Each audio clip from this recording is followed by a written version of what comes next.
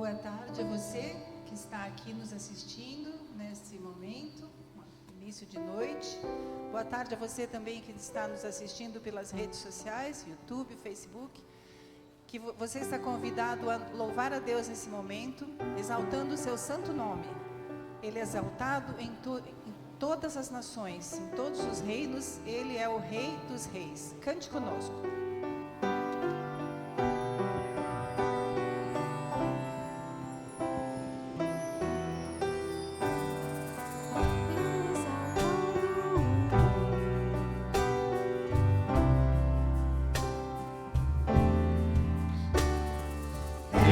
Exaltado, o Rei exaltado nos céus, eu louvarei. Ele exaltado, para sempre exaltado, seu nome louvarei.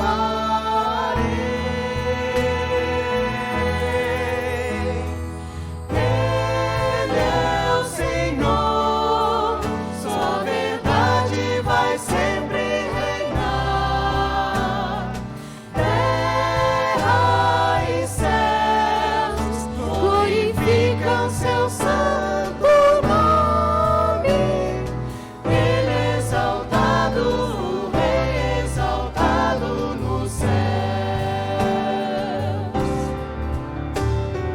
Ele é exaltado, o Rei exaltado nos céus. Eu louvarei. Ele é exaltado, para sempre exaltado, seu nome louvarei.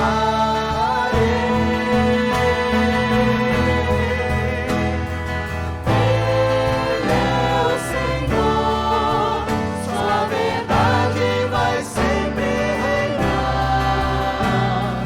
Terra e céus glorificam seu santo nome. Ele é exaltado, o Rei exaltado nos céus. Só a igreja. Ele é exaltado, o Rei exaltado nos céus. Eu louvarei. Eu louvarei. Ele é exaltado, sempre exaltado, seu nome louvarei. Não, Senhor.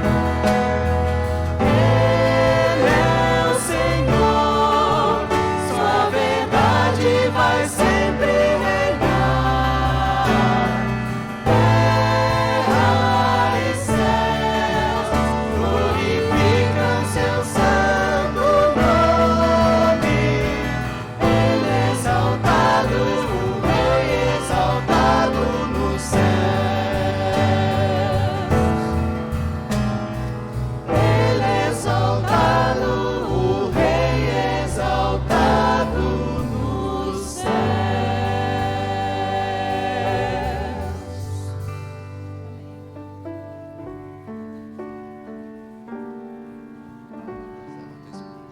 Este mesmo Rei que é exaltado nos céus e terra, tem demonstrado a sua fidelidade através dos séculos. Nós vamos cantar agora a sua fidelidade. Ele é fiel em nos cuidar, em nos guardar, em nos proteger, em nos dar todas as bênçãos que nós precisamos. Cantemos em louvor a Deus a sua fidelidade, através desse hino lindo que chama Tu és fiel, Senhor. Cante conosco. Vamos nos colocar em pé?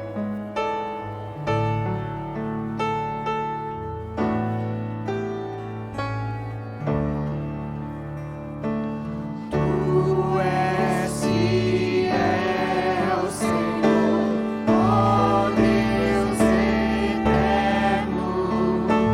Teus filhos sabem que não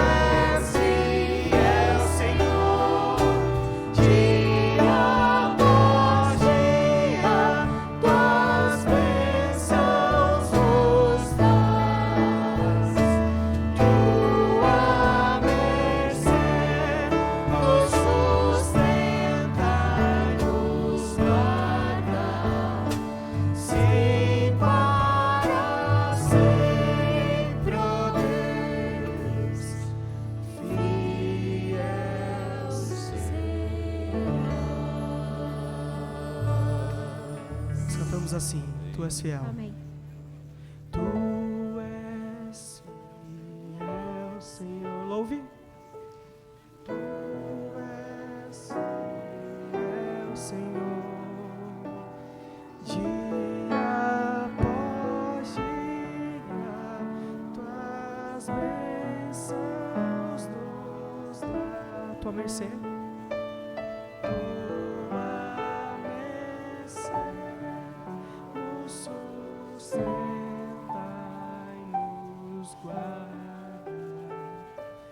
Sim, para sempre, ó Deus, fiel será.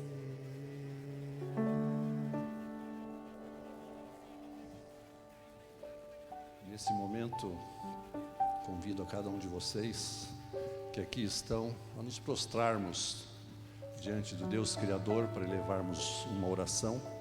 E você que está na sua casa também pode fazer o mesmo.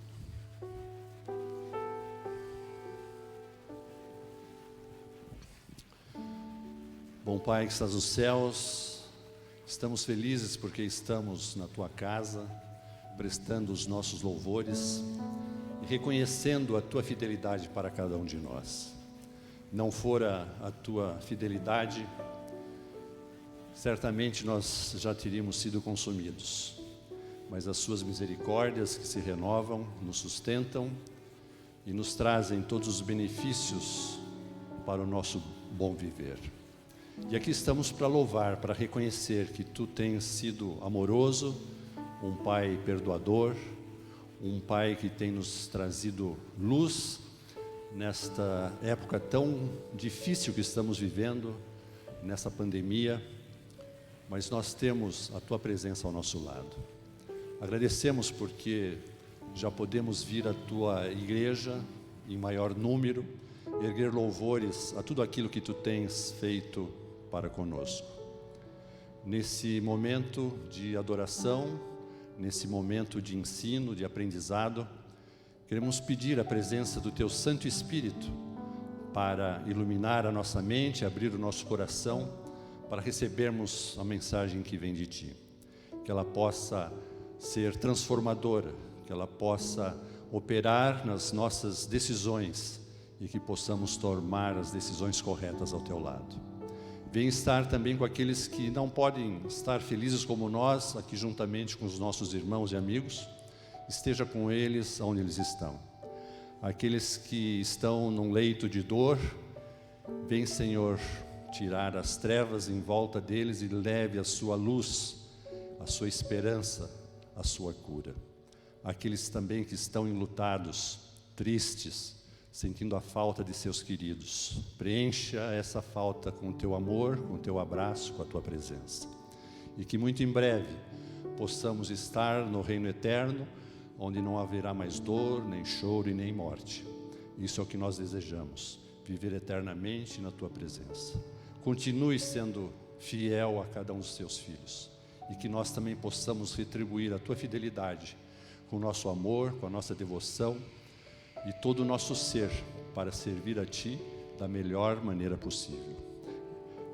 Nós pedimos também uma bênção nesse momento ao pregador, o Wilson, que ele possa falar iluminado por Ti e que a sua mensagem seja um alento e seja uma motivação no nosso viver. Nós tudo isso pedimos em nome de Jesus, o nosso Salvador. Amém.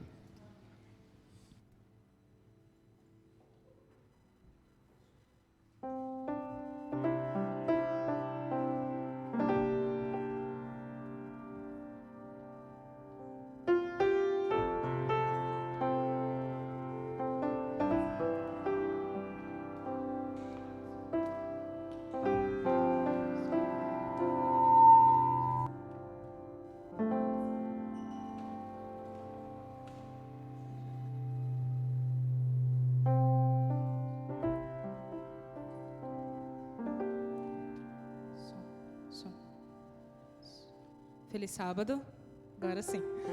Estou muito feliz de estar aqui com vocês. Recebi o convite do Dodge para cantar hoje com os irmãos, louvar o nome dele. E o hino que eu vou cantar agora, ele diz muito do que nós estamos vivendo agora. Será que nós realmente queremos ver nosso Jesus voltar? Será que realmente esse é o nosso desejo? Que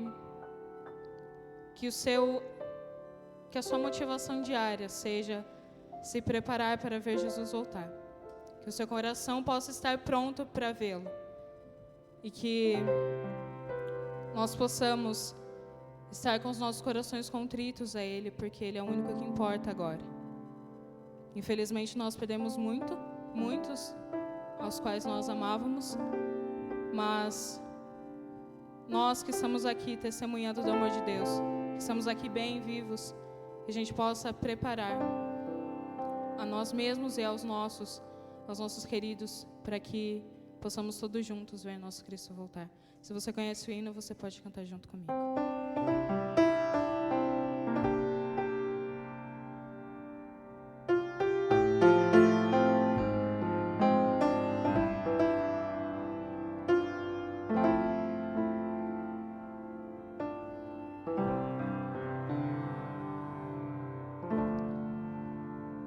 Tantos são teus afazeres que te esqueces de Jesus, desprezas o estudo e oração, ou estarias pronto e repleto de emoção, se tu hoje te encontrasses com Jesus. É real teu desejo de vê-lo voltar. Tu anseias por teu Salvador. São teus lábios a voz é da vida, amor. Queres mesmo ver Cristo voltar?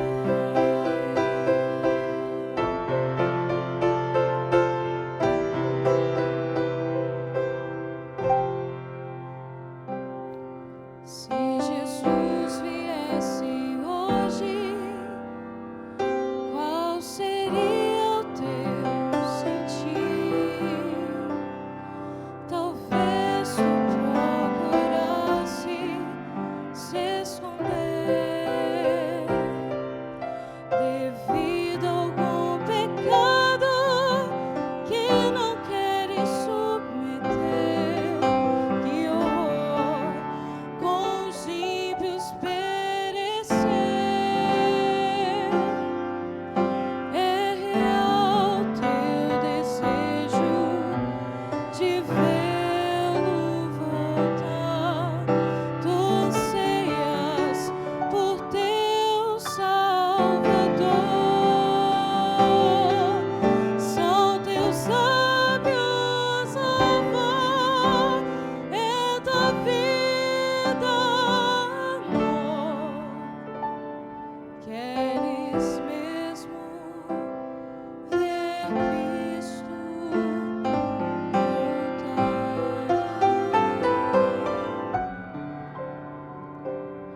Queres mesmo ver Cristo voltar?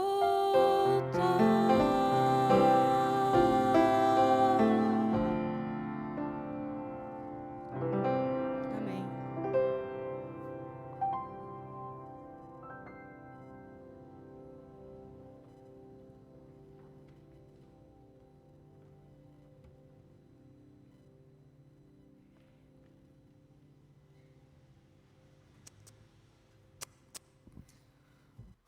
Boa noite. Boa noite para você também que nos acompanha aí pelas pelas mídias sociais da igreja, seja bem-vindo mais uma vez. Que você sinta-se abraçado pelo nosso Deus também nesse momento. Talvez para você que recebeu, que viu o anúncio da nossa mensagem dessa noite, você ficou se perguntando por que um título de uma pregação dessa forma, né? Inútil. Você vai entender o que significa, por que a gente tratou o tema de hoje com esse título. E talvez você foi motivado pela curiosidade desse título para vir aqui hoje saber do que se trata, né? Inútil. Não tem a ver com aquela música. O Iramar perguntou para mim da música, né? Alguns anos atrás, aí, em 1985, uma banda lançou uma música com esse nome, né? Inútil. Eu já tinha meus 3 anos de idade, mas não tem a ver com aquela música, não. Não tem a ver com aquela música, não tem nada a ver, na verdade. Eu queria convidar você para que você abra sua Bíblia, por favor, no livro de Filemão. Filemão. Filemão, ele tem apenas um capítulo. Nós vamos fazer uma análise dessa carta, né, desse livro, nesse momento. Filemão está um pouquinho antes de Hebreus ali, um pouquinho depois de Tessalonicenses, de Timóteo, está naquele meinho ali, tá bom? Filemão, essa carta, ou epístola, né, ela foi escrita de Paulo para um homem, que é o destinatário, então, dessa carta, chamado Filemão. Ele era membro de uma igreja em Colossos. Colossos, de onde depois, então, também você vai ler na sua Bíblia ali, uma carta aos Colossenses, né?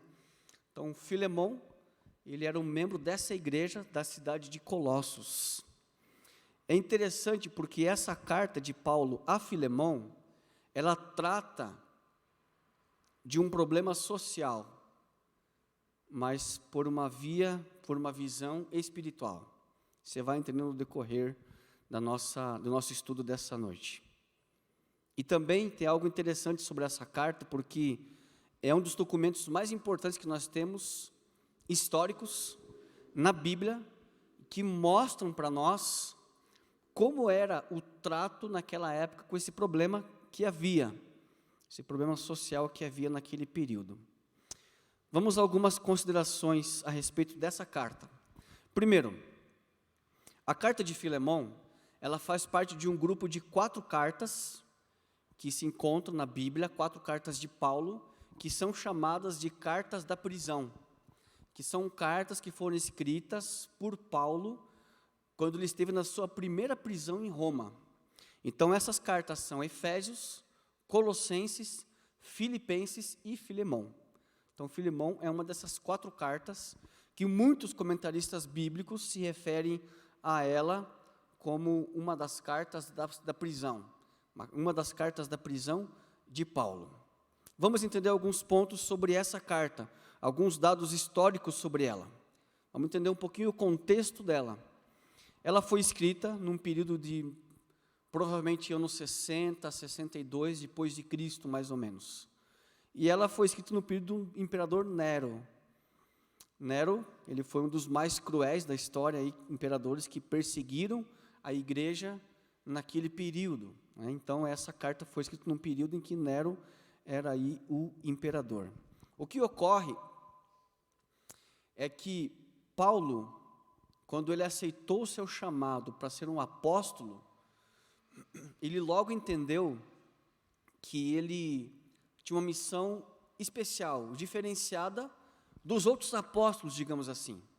Porque Paulo entendia que a missão dele era pregar, era ensinar, era falar para aqueles que não tinham raiz judaica, para aqueles que não tinham descendência judaica. Então ele entendia que ele precisava pregar para esse povo, para essas pessoas. E essas pessoas eram conhecidas na época como gentios.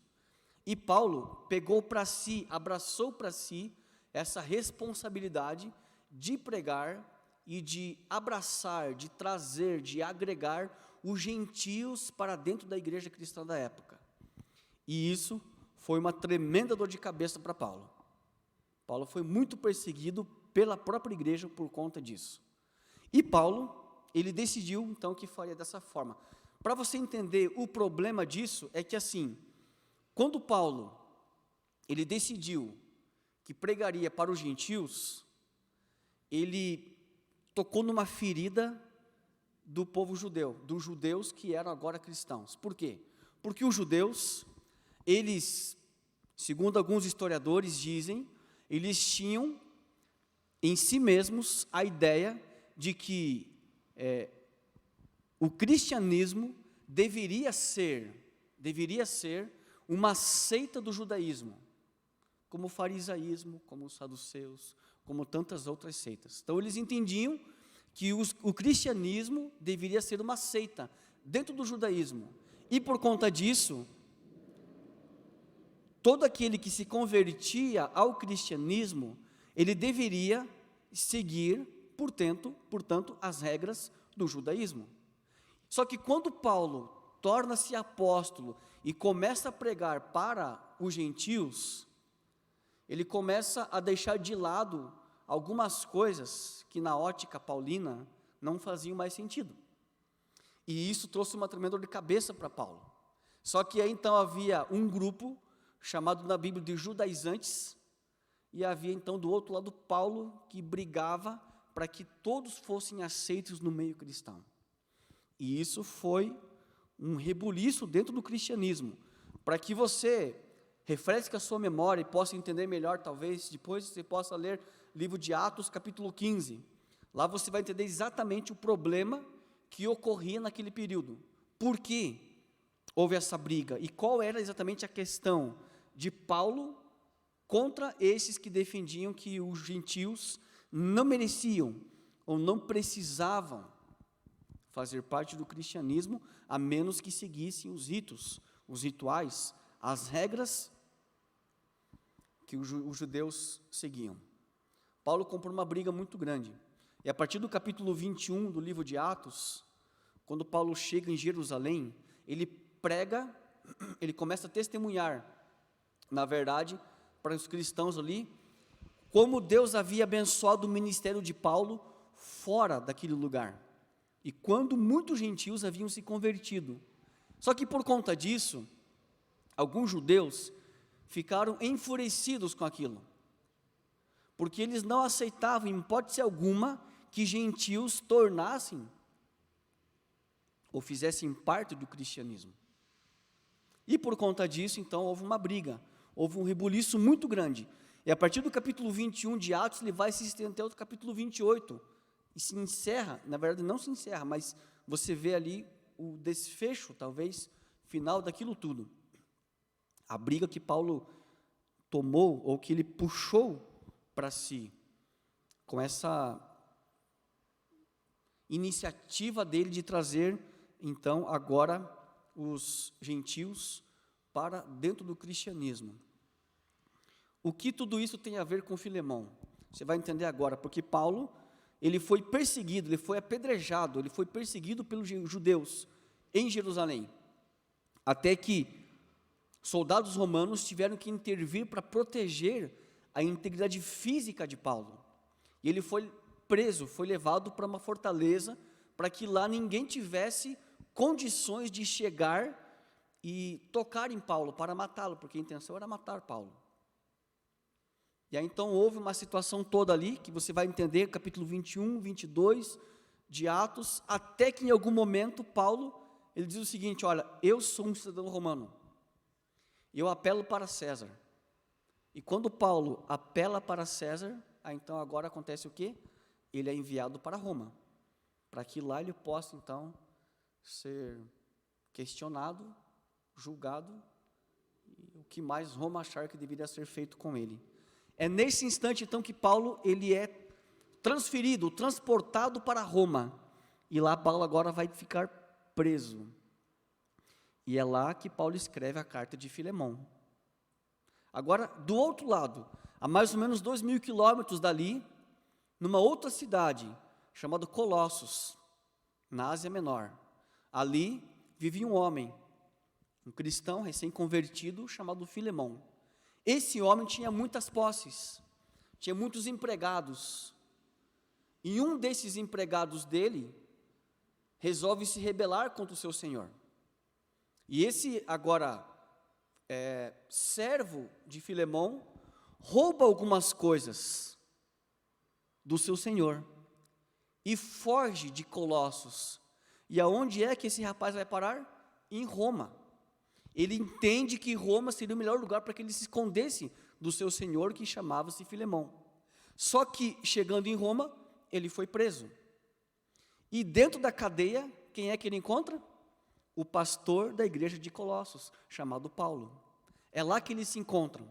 E nessa prisão, naquele momento, então, agora, esse camarada, esse fujão, esse escravo que fugiu de Colossos, do seu senhor, ele conta a sua história para Paulo. Fala, olha, eu fugi do meu senhor, de Filemão, porque aconteceu isso, aconteceu aquilo. Eu fugi de lá e roubei algumas coisas dele. E aí então ele conta a sua história para Paulo. E agora então Paulo ordena, ou melhor dizendo, motiva, aconselha que esse rapaz, ele volte para Colossos, para a casa de Filemão, esse escravo que havia fugido. E quando ele vai voltar para a casa do seu senhor, Paulo escreve essa carta. E esse rapaz, ele leva de próprio punho essa carta para entregar nas mãos do seu senhor, que é Filemão. Agora a gente vai ler a carta para que você pudesse entender tudo isso que eu contei até agora. Então diz assim, versículo 1, Paulo, prisioneiro de Cristo Jesus, e o irmão Timóteo, ao amado Filemão, também nosso colaborador, e a irmã Áfia, e a Arquipo, o nosso companheiro de lutas, e a igreja que está em tua casa. Verso 3, graça e paz a vós outros, da parte de Deus, nosso Pai, e do Senhor Jesus Cristo. Dou graças ao meu Deus, lembrando-me sempre de ti nas minhas orações, estando ciente do teu amor e da fé que tens para com o Senhor Jesus e todos os santos, para que a comunhão da tua fé se torne eficiente no pleno conhecimento de todo o bem que há em nós para com Cristo. Versículo 7, pois irmão, tive grande alegria e conforto no teu amor, porquanto o coração dos santos tem sido reanimado por teu intermédio. Pois bem, ainda que eu sinta plena liberdade em Cristo para te ordenar o que convém, prefiro todavia solicitar, em nome do amor, sendo que sou Paulo, o velho, e agora até prisioneiro de Cristo Jesus. Sim, solicito-te em favor do meu filho, Onésimo, que gerei entre algemas. Ele antes te foi inútil, atualmente, porém, é útil a ti e a mim. Eu te envio de volta em pessoa, quero dizer, o meu próprio coração.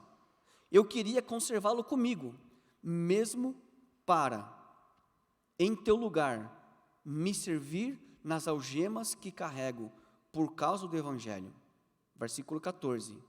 Nada, porém, quis fazer sem o teu consentimento, para que a tua bondade não venha a ser como que por obrigação, mas de livre vontade, pois acredito que ele veio a ser afastado de ti temporariamente, a fim de que o recebas para sempre. Não como escravo, antes, muito acima de escravo, como irmão caríssimo, especialmente de mim, e com maior razão de ti, quer na carne, quer no Senhor. Se, portanto, me consideras companheiro, recebe-o como se fosse a mim mesmo. E se algum dano te fez, ou se te deve alguma coisa, lança tudo na minha conta. Eu, Paulo, de próprio punho o escrevo, eu pagarei, para não te alegar que também tu me deves, até a ti mesmo.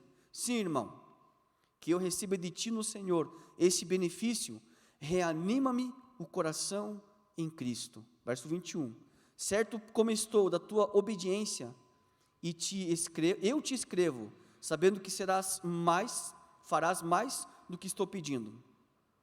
E ao mesmo tempo, prepara-me também pousada, pois espero que, por vossas orações, vos serei restituído.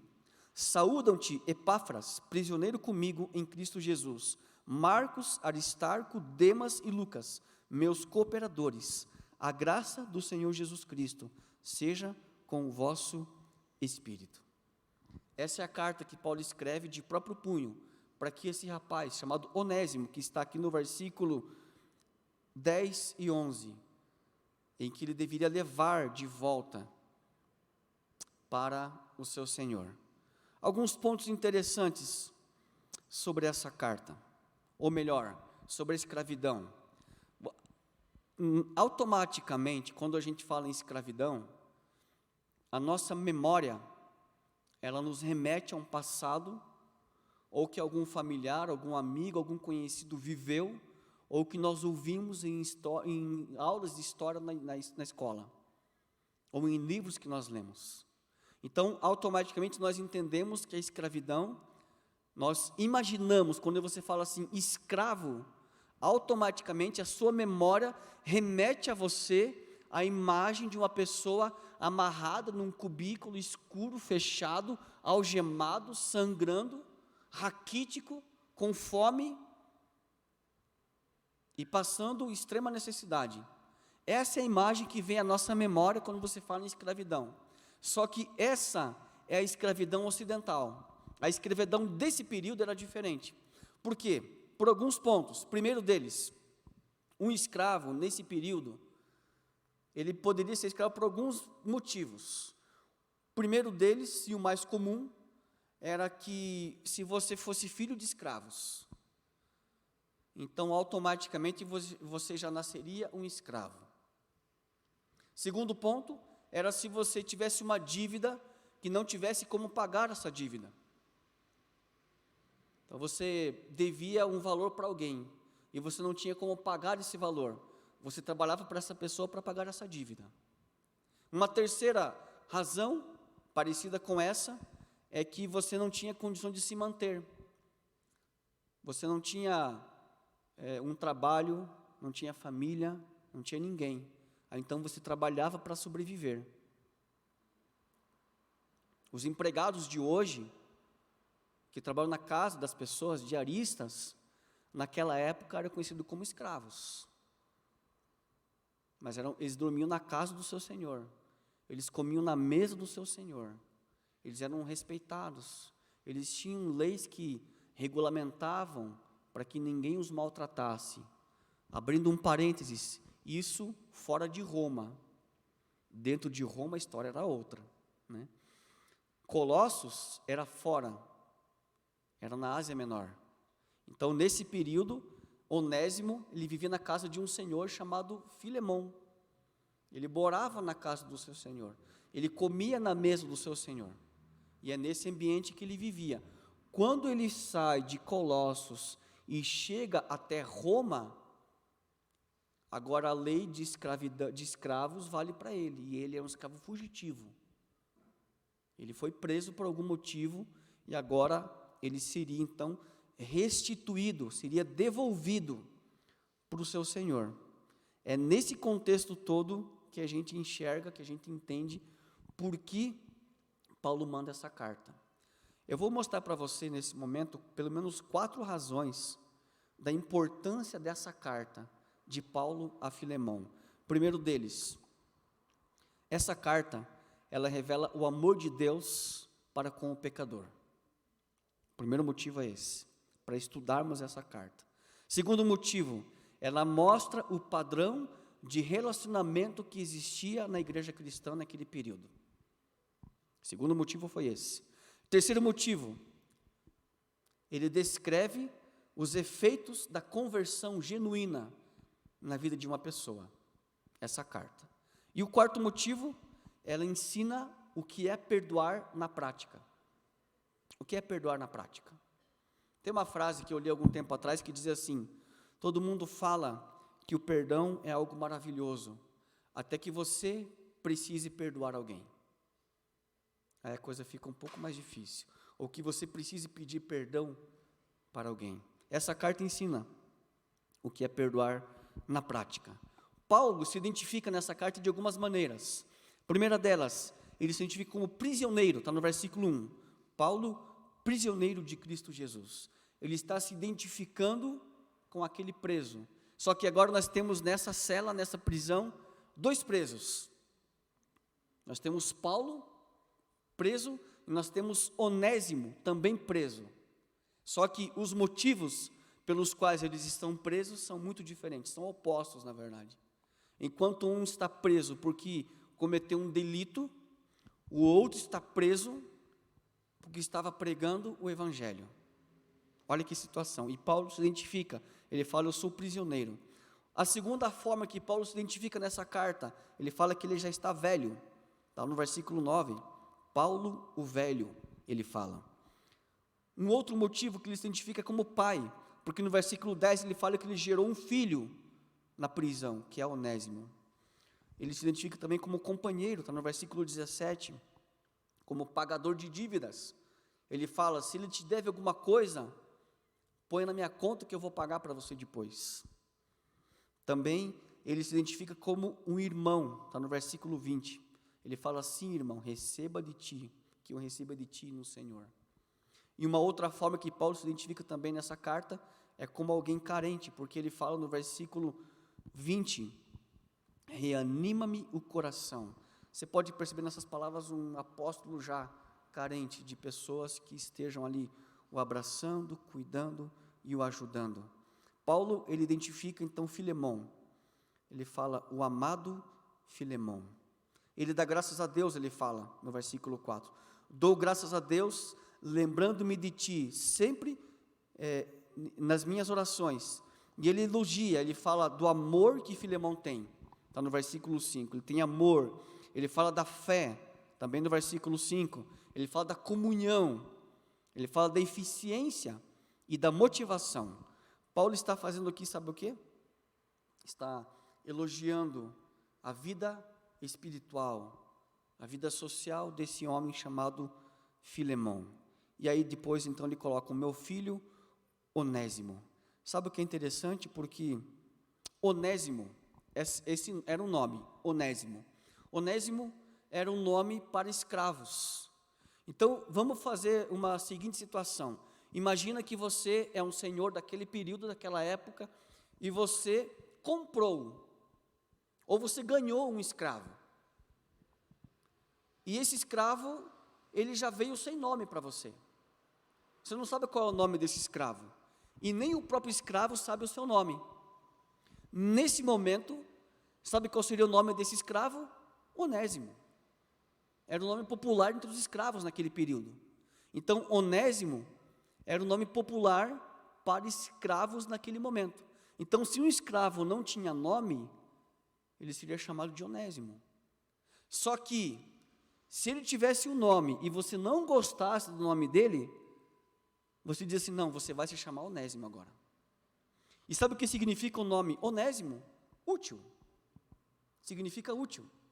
Por isso que Paulo faz um trocadilho, está aqui no versículo 10, no versículo 11, ele antes te foi inútil, atualmente, porém, é útil a ti e a mim. O que Paulo quer fazer aqui, irmãos, é muito interessante, e até chega até a ser cômico, porque ele quer dizer o seguinte, olha, esse escravo que tem nome de útil, ele foi inútil para você. Só que ele acabou sendo preso e aquele passou a ser útil para mim. E eu vou devolvê-lo agora como sendo útil, fazendo jus ao seu nome de Onésimo. Agora ele vai ser útil para você. Ele foi inútil para você. Mas eu estou devolvendo para você agora alguém transformado pela graça. Alguém que agora de fato será útil para você.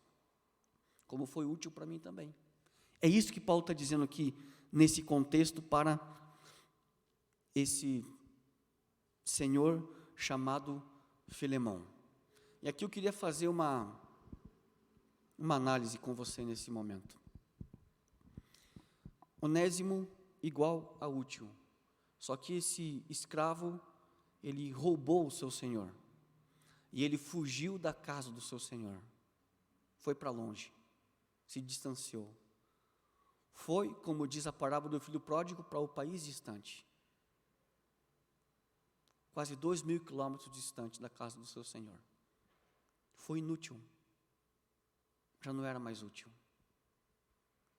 Em que circunstâncias, em que momento, em que situações que uma pessoa deixa de ser útil para tornar-se inútil? Em que situações? Em que momento será que nós deixamos de ser úteis para sermos inúteis? Se você olhar por uma questão capitalista, diríamos que talvez uma pessoa deixa de ser útil quando ela deixa de produzir lucros para a empresa ou para o lugar onde ela trabalha. Tornou-se inútil. O que não quer dizer exatamente que aquela pessoa seja inútil, mas para aquela empresa, para aquele momento, para aquele contexto, ela não é mais útil. Em que momentos em que Onésimo deixou de ser útil ao seu Senhor? Quando ele decidiu fugir. E existe algo interessante, porque historiadores dizem que os escravos daquele lugar, da Ásia Menor, eles tinham uma fama. Eles tinham uma fama. E sabe qual é a fama que eles tinham? De serem escravos preguiçosos. Então, se você fosse um senhor daquela época, e eu chegasse para você e falasse assim: olha só, Rodrigo, eu tenho um escravo para te vender. Aí o Rodrigo falava assim: de onde que ele é? É da Ásia Menor. Xiii, não sei se eu vou querer, hein? Não sei se eu vou querer, porque esses camaradas daquele lugar costumam dar trabalho para a gente. É assim que acontecia. Eles tinham essa má fama de não serem trabalhadores e de darem trabalhos e se rebelarem contra os seus senhores. E Onésimo, nesse contexto, ele está nada menos do que seguindo o instinto dos escravos daquele lugar. Ele rebelou-se contra o seu senhor, ele fugiu da casa do seu senhor e mais, ele roubou o seu senhor e fugiu. Tudo isso aconteceu. Então, nesse contexto, esse camarada chamado Onésimo, ele tornou-se inútil. Agora, eu queria perguntar para você, para que você reflita comigo, você que está em casa também, pensa agora. Em que momentos você e eu, nós, nos tornamos inúteis num contexto religioso? Num contexto cristão? Em que situações nós podemos tornar-nos inúteis? Em que situações? Talvez você tenha algumas alternativas na sua memória agora. Nós nos tornamos inúteis quando deixamos de seguir os princípios bíblicos. Talvez seja a sua sugestão. Nós nos tornamos inúteis quando deixamos de pregar o Evangelho, talvez seja a sua outra sugestão. Nós nos tornamos inúteis quando nós transgredimos algum mandamento da lei de Deus. Ou talvez alguém, ainda com o sermão do pastor refrescado na sua memória, possa lembrar-se: nós tornamos inúteis quando deixamos de amar o nosso próximo. Em que situações um cristão deixa de ser útil? Em que situações? Em que momentos? Gandhi, ele disse uma frase. Ele disse assim: eu seria cristão, sem dúvida, se os cristãos fossem 24 horas por dia cristãos. Seria cristão se aqueles que se dizem cristãos fossem cristãos 24 horas por dia, como dizem que são. Essa frase, ela sofreu algum tipo de mutação, né? Eu vi que alguns aí cochicharam para completar a frase. Ela também é conhecida assim: eu me tornaria cristão se não fosse pelos cristãos. Então, eu pergunto para você nesse momento, nessa noite: qual é o problema do cristianismo? Qual é o problema da igreja cristã? Talvez sejamos nós, talvez seja eu, talvez seja você, ou talvez não seja você, mas seja eu. Qual é o problema da igreja nesse período? Quando é que um cristão torna-se inútil? Há um texto na Bíblia que eu gosto muito, que está em Zacarias capítulo 8, versículo 13, em que ele diz assim: assim como vocês foram maldição entre as nações, eu os salvarei e vocês serão uma bênção. Zacarias 8,13, nova versão internacional. Aqueles que eram maldição, agora vão tornar-se bênção. Onde está o meio disso tudo? Qual é o divisor de águas de uma pessoa ser maldição e agora ser uma bênção? Sabe o que é? A graça de Jesus. Sabe qual é o divisor de águas de uma pessoa inútil no reino de Deus e útil ao reino de Deus? A graça do mesmo Deus desse reino, a graça. Paulo está dizendo para para Filemão, receba Onésimo agora. Só que eu quero que você receba Onésimo diferente de como ele estava com você antes. Tanto que ele fala, eu quero que você receba ele não mais como escravo, está no versículo 16, mas como irmão. E é aqui que Paulo toca na ferida de um problema social daquele período. Paulo fala o seguinte, olha, você o tratava antes como escravo. Tudo bem que não era exatamente uma servidão, não era maltratado, mas eu gostaria, Filemão, que você o recebesse agora como irmão, não mais como um servo seu, como irmão. Sabe o que Paulo faz aqui? Ele toca na ferida social daquele período, daquele momento. Mas Paulo faz outra coisa. Paulo está mostrando aqui, nesse momento, para Filemão e para nós hoje também, uma lição muito valiosa. E a lição é a seguinte: é que no reino de Deus não existem senhores, não existem pessoas que mandam e desmandam, todos são irmãos. Essa é a grande lição que essa carta e Jesus tenta nos ensinar. No reino de Deus, todos são irmãos. Todos são irmãos. Todos. Não existem maiores e nem menores. Todos estamos para servirmos uns aos outros. É por isso que Paulo lhe fala, não quero que você receba mais como um escravo, mas sim agora como um irmão. Tanto que Paulo mesmo, ele manda uma carta para os Colossenses, e no capítulo 3, versículo 11, ele diz o seguinte: no reino de Deus, ele fala, não pode haver grego, nem judeu, circuncisão e nem incircuncisão, bárbaro, cita, escravo ou livre, pois Cristo é tudo em todos. Colossenses 3, versículo 11. Paulo está reforçando, ele fala, olha, no reino de Deus, não existem mais judeus, não existem mais gregos. Ou seja, o reino de Deus, meus queridos, ele extrapola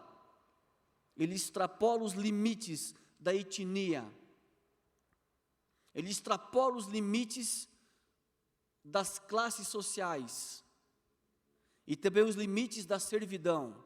Ele fala, não existe mais judeu e nem grego, circunciso nem incircunciso, ou seja, não existe nem gentil mais, todos nós somos um em Cristo, não existe diferenciação mais entre um e outro, todos são iguais, e mais, não existe nem escravo e nem livre, ele fala, todos são iguais. Essa é uma outra lição valiosa que também essa carta nos ensina. E Paulo pede, quero que você o receba como irmão. Olha que texto bonito que eu encontrei de Ellen White no livro Atos dos Apóstolos, página 460. Ela diz assim, o cristianismo cria um forte laço de união entre o Senhor e o servo, o rei e o súdito, o ministro do evangelho e o degradado pecador que encontrou em Cristo a purificação do seu pecado. Todos foram lavados no mesmo sangue, vivificados pelo mesmo Espírito e são feitos um em Cristo Jesus. Ele está reforçando aquilo que Paulo está dizendo aqui para Filemão. Todos são iguais.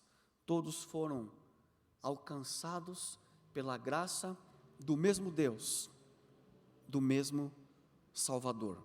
Vamos para a nossa reta final, para nós fecharmos a nossa análise dessa carta, para algumas aplicações, algumas lições dessa carta para nós nessa noite. Primeira lição: quem é Onésimo nessa carta? Onésimo é o escravo que fugiu, roubou o seu senhor e foi para o país distante e acabou sendo preso e foi devolvido para a casa do seu senhor, porque foi alcançado por alguém. Quem é que Onésimo representa? Onésimo nessa carta, ele representa o pecador, que constantemente foge da presença de Deus. O pecador que foge do seu Senhor. Esse é Onésimo. Ele representa aquele que está fugindo, desde quando Adão e Eva caíram em pecado no jardim do Éden. E diz lá em Gênesis 3, versículo 8, que naquele momento eles esconderam-se da presença do Senhor, porque tiveram vergonha. Sabe o que isso quer dizer? Toda vez que um pecador, ele decide afastar-se para longe do seu Senhor, o diabo, ele já tem um barco pronto para que essa pessoa possa navegar quanto mais longe possível da presença do seu Senhor. Quem disse isso foi Billy Graham. Toda vez que um pecador pensa em fugir de Deus, o diabo já tem uma embarcação pronta esperando para que ele embarque. Quem é Onésimo? É o pecador que foge. É o pecador que se esconde de Deus, que vai para longe do seu Senhor. O que ocorre é que essa separação que acontece não é porque Deus deixa de ouvir os seus filhos, não é porque Deus não quer mais aproximar-se dos seus filhos pecadores, são os seus filhos que decidem afastar-se do seu Senhor. É por isso que Isaías 59 ele fala: as vossas iniquidades fazem separação entre mim e vós. É por isso que Onésimo, quando ele cai em pecado, ele foge. É por isso que o filho pródigo, quando decide pecar contra o seu Senhor, contra o seu pai e contra o seu Senhor, que é o seu Deus, ele foge. É por isso que Adão e Eva, quando cometem o primeiro delito, eles na sequência fogem. É por isso que quando Jonas decide não cumprir aquilo que Deus havia ensinado ou pedido para que ele fizesse, ele vai contra a vontade de Deus. E o que ele faz? Ele foge da presença de Deus. Toda vez que nós somos tentados a fugir de Deus, a ausentarmos da presença de Deus, é porque estamos correndo na contramão da graça de Deus. Eu vou mostrar para você, ou citar para você apenas 4 motivos por que você não deveria mais fugir de Deus. Se porventura haja alguém aqui nessa noite que está tentando fugir de Deus, ou tem empreendido uma fuga constante, frenética de Deus, se você tem fugido do Pai, ou se você que está assistindo nesse momento tem tentado fugir de Deus, ou tem fugido de Deus já, eu vou dar para você 4 motivos por que você não deveria fugir de Deus. Primeiro motivo: é impossível que você consiga fugir de Deus. É impossível. O próprio Davi, ele fala no Salmo 139, onde ele diz assim: para onde eu fugirei da tua face? Para onde eu irei? Primeiro motivo para você não fugir mais de Deus: é impossível fugir de Deus. Segundo motivo: longe de Deus tudo fica pior. Longe de Deus tudo fica pior. Terceiro motivo: por mais que você e eu cometamos pecados, o amor de Deus por você não diminui 1 milímetro que seja. Então eu te pergunto, por que fugir de Deus? se o amor dele por você continua o mesmo. Se é impossível fugir de Deus. E se longe de Deus as coisas ficam muito mais piores. Por que fugir de Deus? Há um texto na Bíblia, Jeremias 4, versículo 1. Na minha versão bíblica diz assim: se voltares, ó Israel, diz o Senhor, volta para mim. Se removeres as tuas abominações de diante de mim, não mais andarás vagueando. É muito comum eu ouvir de pessoas que eu vou conversar, que eu vou visitar, que eu vou aconselhar, que eu vou estudar a Bíblia, a pessoa dizer assim: olha, irmão, minha vida está difícil, estou feito uma barata sonsa para lá e para cá, não sei o que é certo, não sei o que é errado, quero voltar para a igreja, mas não tenho forças, quero fazer isso, mas não consigo, não tenho motivação para isso. Está aqui o texto bíblico, onde Deus lhe fala: se você voltar para mim e remover as tuas abominações, você não mais vai andar vagueando. Jeremias 4, versículo 1. Mas eu achei interessante esse texto, na versão da Bíblia, a Mensagem, onde diz assim, ó: se quer voltar para mim, Israel, volte de verdade. Precisa se livrar da sua parafernália medonha de pecados, e não se afastar mais de mim. Voltar de verdade, e deixar de lado as suas parafernálias medonhas de pecado. Se você quer voltar, volte. Quem é Onésimo? É o pecador que foge constantemente do Pai. Quem é Paulo nessa história? Paulo é o reconciliador. Paulo é a imagem perfeita de Cristo, porque Cristo, segundo o próprio Paulo diz, ele veio nos reconciliar com o nosso Pai eterno. Paulo, nesse texto, nessa carta, ele fala o seguinte: olha, volte para a casa do seu Senhor, lá é o seu lugar, você precisa voltar para a casa do seu Senhor. Paulo está reconciliando. Ellen White fala uma frase muito bonita comentando dessa carta, ela diz o seguinte: olha, Paulo acalmou o coração de Onésimo, acalmou o coração de Onésimo. Sabe por que ela diz isso?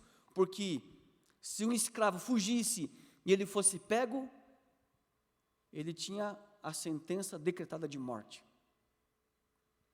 E essa morte podia ser de duas formas: ou ele seria morto, jogado num tanque com lampreias, seria comido vivo, literalmente, ou ele seria crucificado, morte de cruz. Então, por um escravo fugitivo, ou ele seria crucificado, ou ele seria literalmente comido vivo. Então, quando Paulo aconselha Onésimo, fala: volte para casa. E você vê na carta, quando Paulo ele faz um apelo para Onésimo, para Filemão, ele fala: receba ele como seu irmão, não como seu escravo. Ou seja, se você receber ele como seu escravo, eu sei que a lei diz que você pode mandar matá-lo. Por isso eu quero que você o receba como um irmão, não mais como um escravo. É isso que Paulo está dizendo, o apelo que ele faz. Paulo, meus irmãos, aqui, ele é o reconciliador. E por fim, para nós encerrarmos, eu quero dizer para você do que a graça de Deus é capaz. A graça de Deus, nessa história, ela ensina para nós algumas lições importantíssimas e valiosas. Mas talvez a mais bonita de todas é que a graça de Deus, ela é capaz de transformar ladrões em honestos. Como foi com Zaqueu. Cristo foi na casa de Zaqueu, evangelizou Zaqueu, e Zaqueu disse: Senhor, se eu tenho defraudado alguém, eu vou restituí-los. Transformar ladrões em honestos. A graça é capaz de transformar ladrões em honestos. A graça de Deus também é capaz de transformar mentirosos em verdadeiros. Como foi com Pedro. Quando Jesus estava sendo maltratado pelos soldados, alguém disse: você não é como um deles? E Pedro diz: eu nem conheço esse homem, nem sei quem ele é. E Ellen White fala que nesse momento Pedro, ele precisou falar um linguajar muito mais pesado, que era incomum para Jesus e para seus discípulos, para que as pessoas entendessem que Pedro não era de fato um discípulo de Jesus. E ela fala que nesse momento é que as pessoas dizem o seguinte: não, de fato, esse homem não é um discípulo dele, porque um discípulo dele não falaria desse jeito.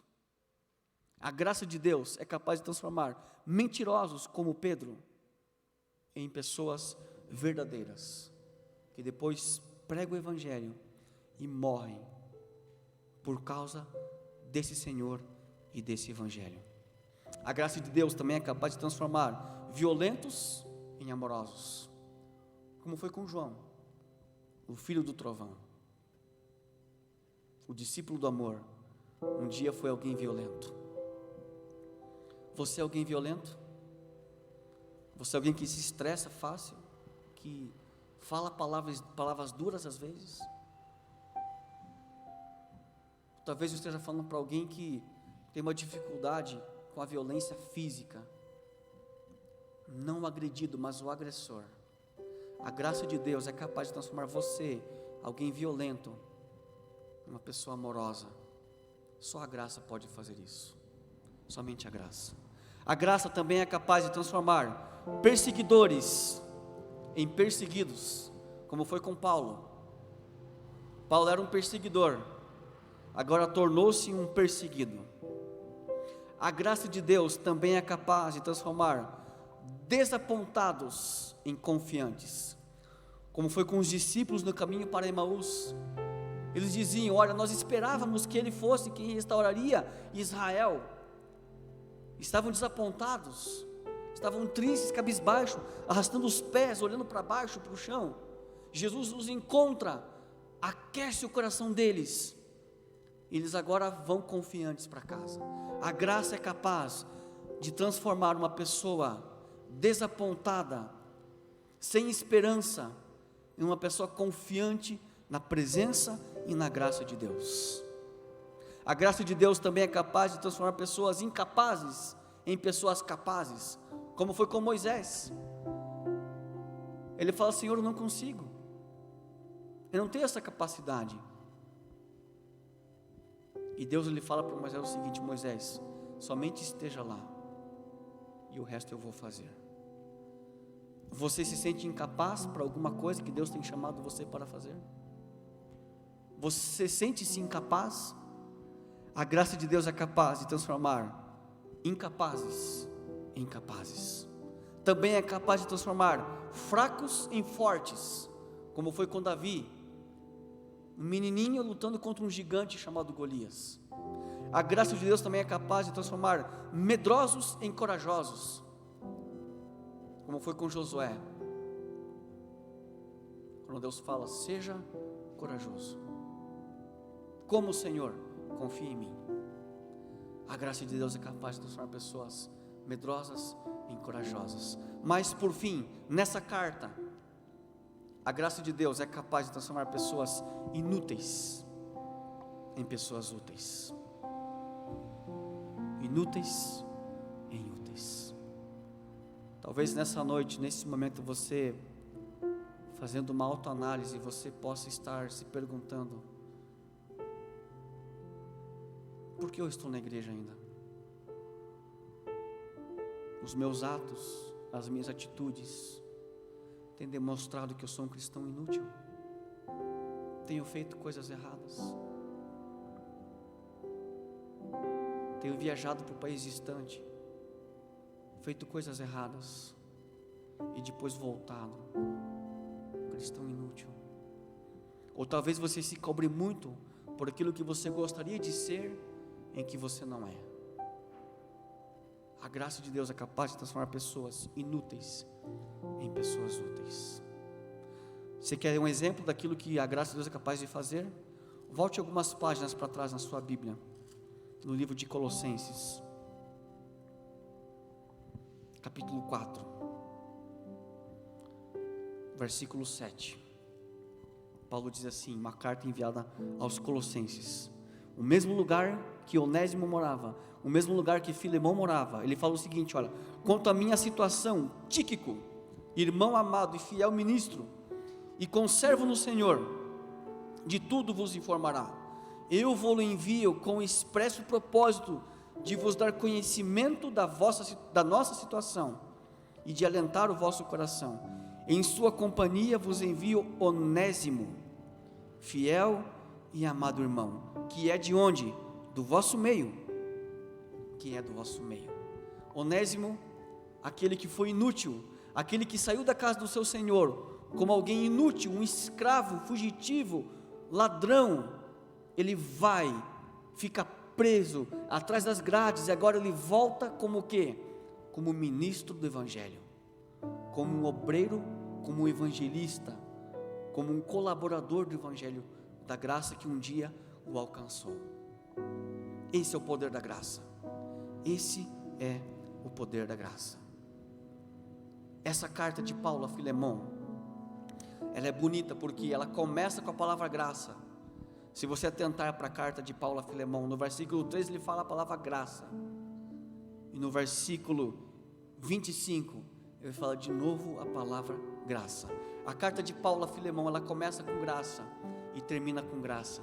No meio ele fala do pecado e da reconciliação. Sabe o que é isso? Graça do começo ao fim.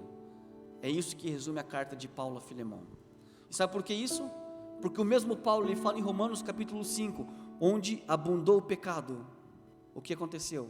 Superabundou a graça. Nessa noite, meu irmão, minha irmã, você que está aqui ou você que está nos assistindo nesse momento, eu quero dizer a você: confie na graça de Deus. Se há alguma coisa na sua vida que precisa ser consertada, a graça de Deus é capaz de transformar a sua vida. Não essa graça barata que se prega por aí muitas vezes, mas uma graça em que é preciso postura para seguir aquilo que Deus tem para cada um de nós. Que Deus abençoe você e o seu lar nessa noite. Que essa música possa tocar o seu coração e possa confirmar a minha e a sua decisão de entender que a graça é capaz de transformar o nosso viver. Que Deus lhe abençoe. Som.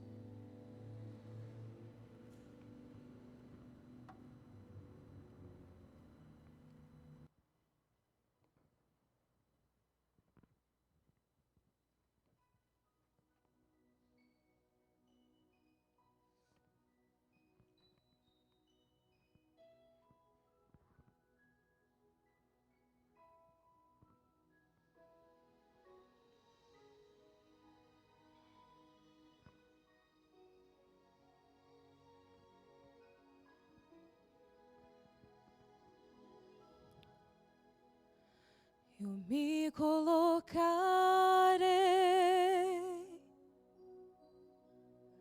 aos seus pés em adoração. Tenho sede da tua presença, na beleza da tua santidade. Meu Pai, eu te amo acima de tudo.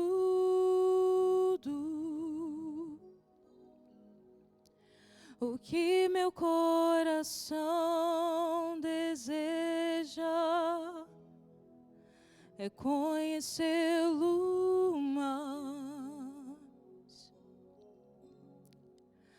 Tua santidade,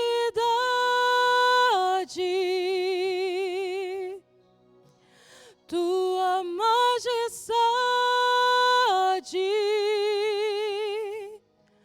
a tua presença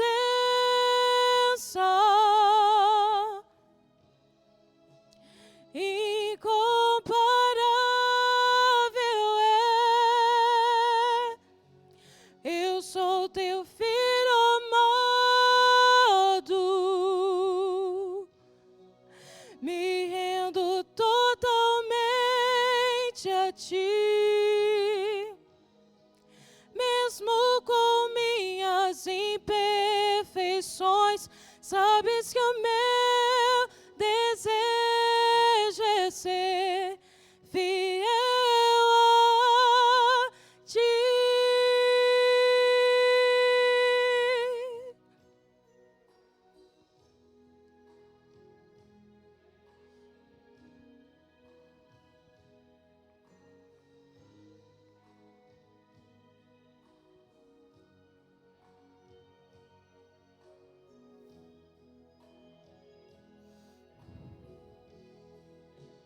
tua santidade,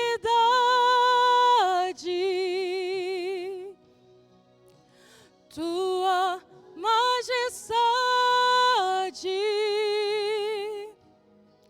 a tua presença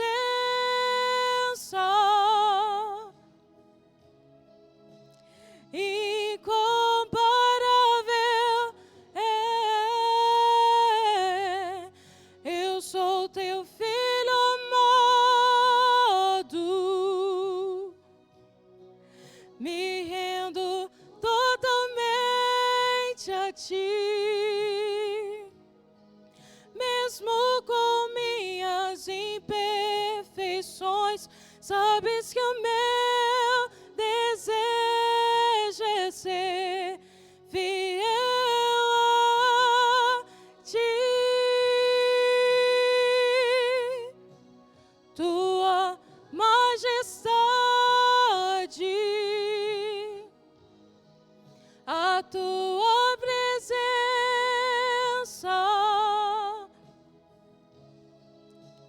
incomparável é.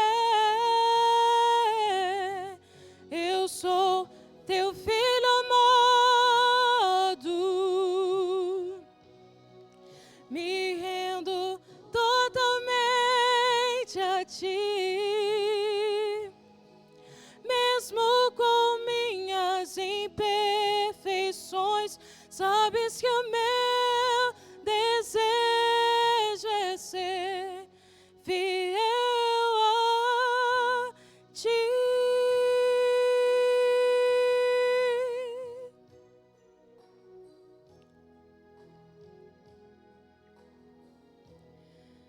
Fiel a ti.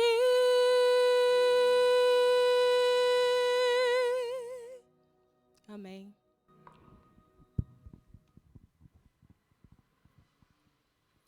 Oremos. Nosso Deus e Pai, na sua presença, Senhor, nesse momento em oração, nós queremos te agradecer, em primeiro lugar, porque a tua graça é suficiente para cada um de nós. Também, ó Deus, te agradecemos, porque Cristo, Ele foi o nosso reconciliador contigo, e hoje é o nosso intercessor. Obrigado, Pai, por esse privilégio de servir ao Senhor. Acompanhe cada filhinho teu aqui agora de volta para os seus lares, Senhor. E se há alguém aqui que precisa entender mais de perto o que é a tua graça, que o Senhor o abrace nesse momento.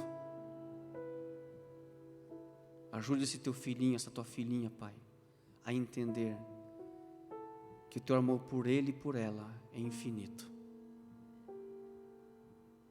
Se tem algum filhinho teu que está acompanhando do seu lar essa transmissão, que necessita, Deus, sentir mais de perto também o Senhor, que esse teu filhinho, essa tua filhinha também possa entender e aceitar o teu chamado e também a tua graça para ele e para ela.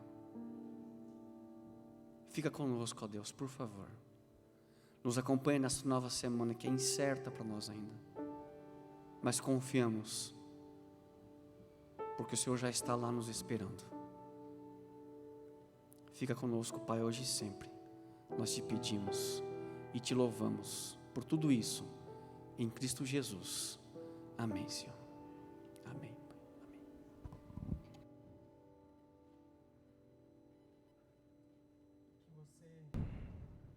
Que você possa ter uma feliz semana e que nós possamos estar aqui no sábado todos juntos para louvar o nome do nosso Senhor Jesus. Amém?